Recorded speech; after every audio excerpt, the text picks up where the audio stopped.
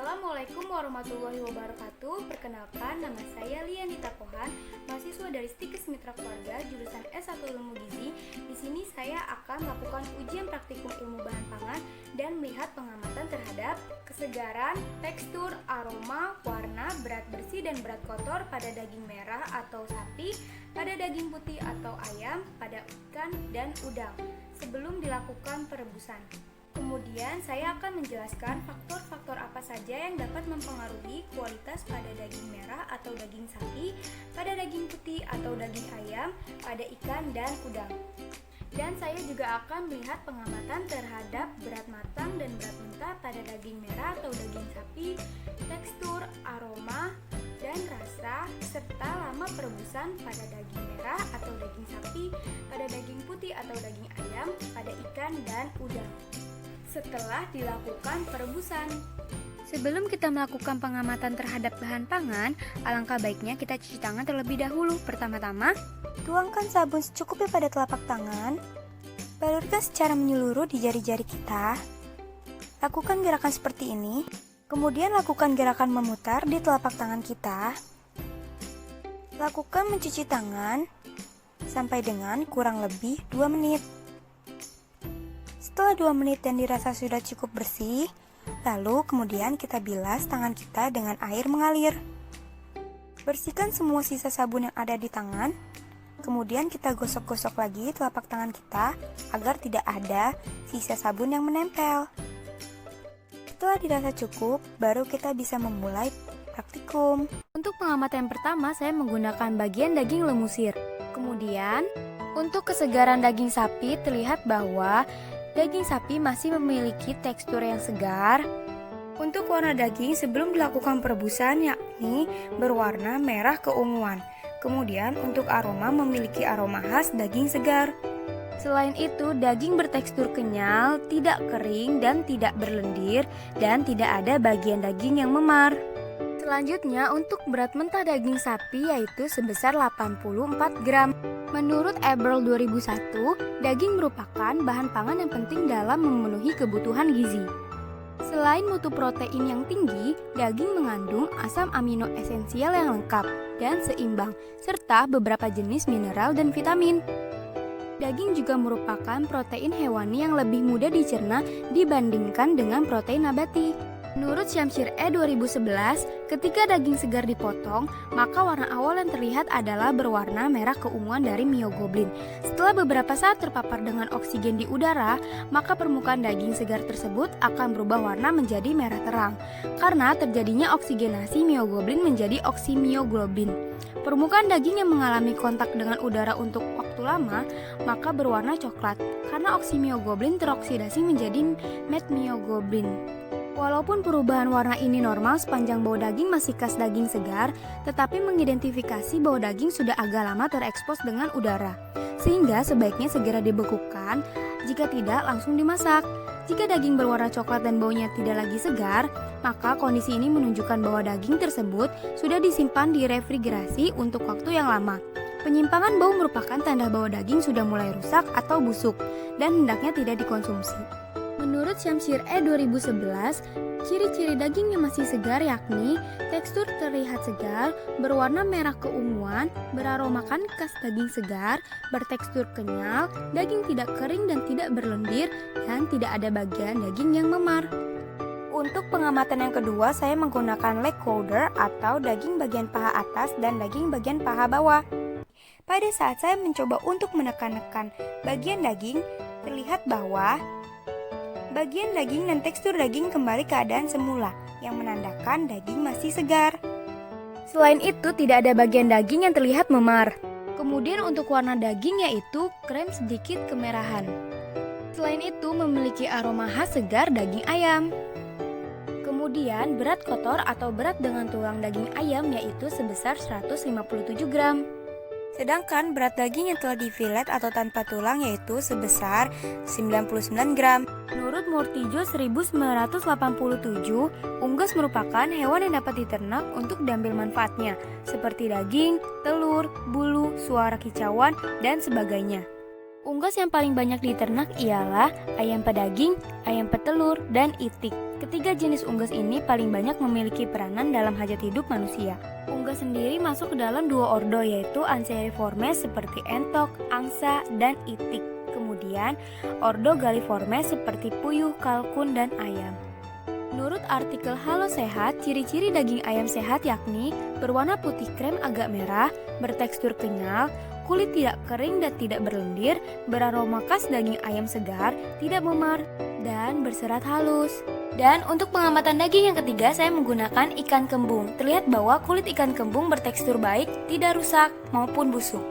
Serta warna kulit ikan juga cerah. Ketika saya tekan dan didiamkan selama beberapa detik, terlihat bahwa daging pada ikan kembali kepada keadaan semula, yang menandakan bahwa ikan masih segar.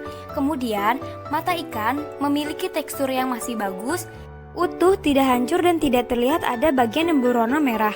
Kemudian selanjutnya, untuk warna insang pada ikan kembung yakni berwarna merah seperti darah. Selanjutnya, untuk berat kotor atau berat dengan tulang ikan yaitu sebesar 122 gram. Sedangkan berat bersih atau berat tanpa tulang ikan yaitu sebesar 64 gram.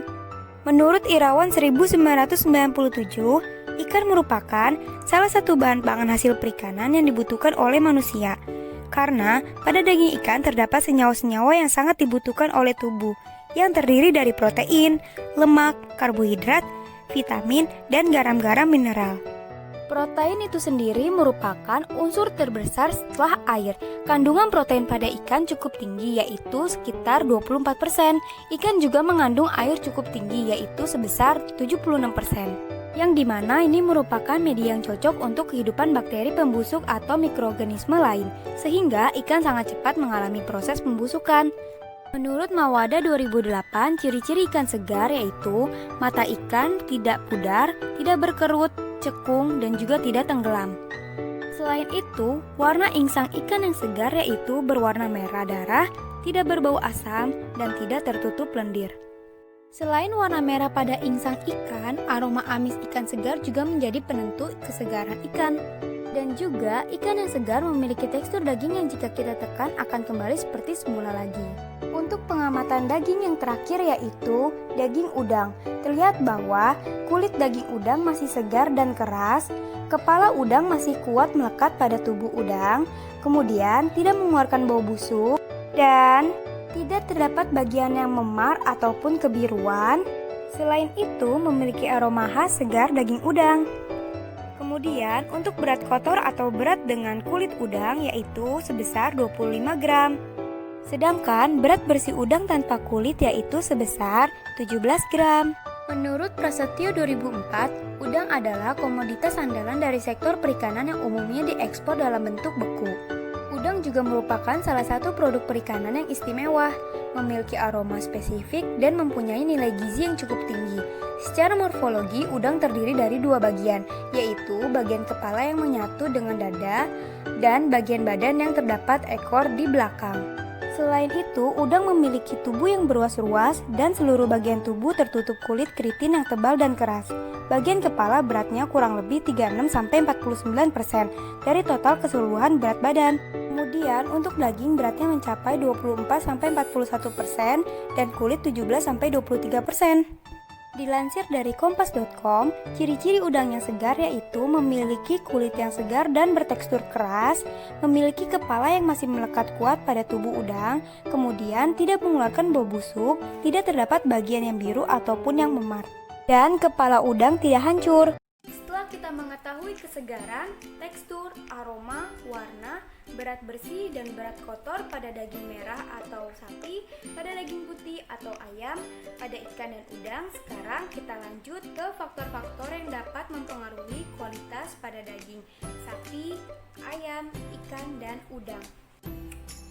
Menurut Trantono 2011, kualitas daging sapi dipengaruhi oleh beberapa faktor, baik pada waktu hewan sebelum dan sesudah dipotong.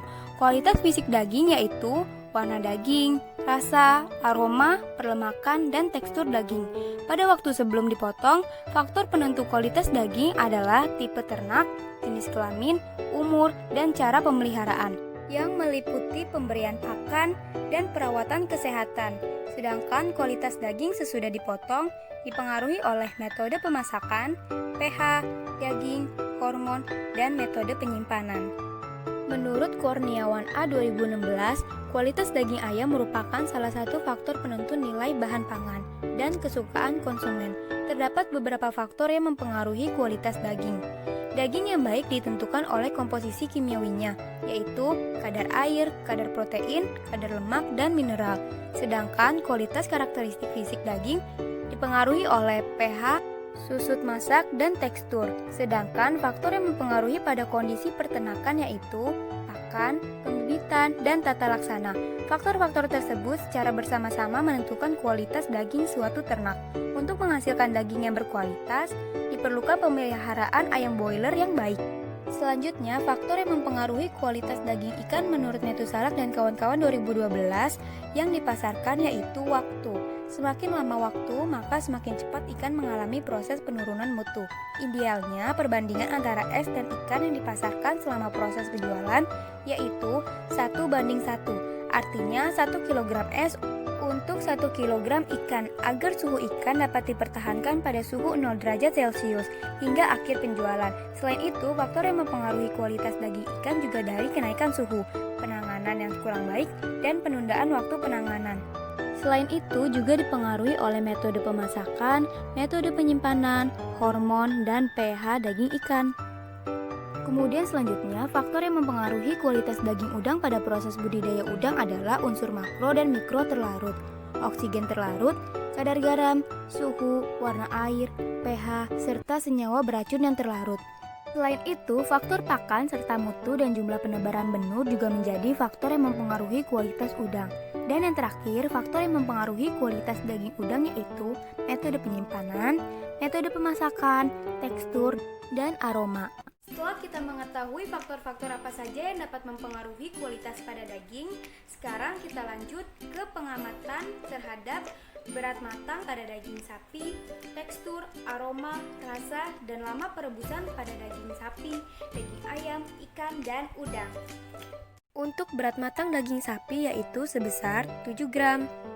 Kemudian daging yang telah dipotong menjadi bagian kecil kita rebus ke dalam air yang telah mendidih dan didiamkan selama 30 menit. Lalu lihat karakteristik apa yang akan terjadi. Setelah kita rebus daging selama 30 menit, terlihat bahwa tekstur daging menjadi keras, liat, dan kenyal. Kemudian untuk aromanya memiliki aroma khas daging sapi. Memiliki rasa yang gurih dan terlihat bahwa warnanya abu-abu kecoklatan. Dan selanjutnya yang kedua adalah daging ayam. Untuk perebusan daging ayam dilakukan selama 10 hingga 15 menit. Lalu kita lihat karakteristik apa yang akan terjadi pada daging ayam tersebut.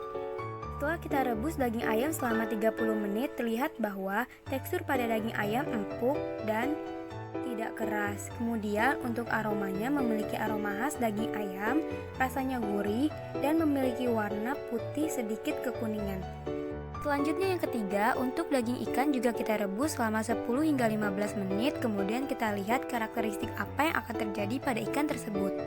Setelah ikan direbus selama 10 hingga 15 menit, terlihat bahwa tekstur ikan mudah hancur yang menandakan ikan empuk dan lunak, kemudian memiliki aroma amis khas ikan. Selanjutnya memiliki rasa yang gurih dan memiliki warna putih sedikit coklat dan keabu-abuan. Kemudian selanjutnya untuk perebusan yang terakhir yaitu udang.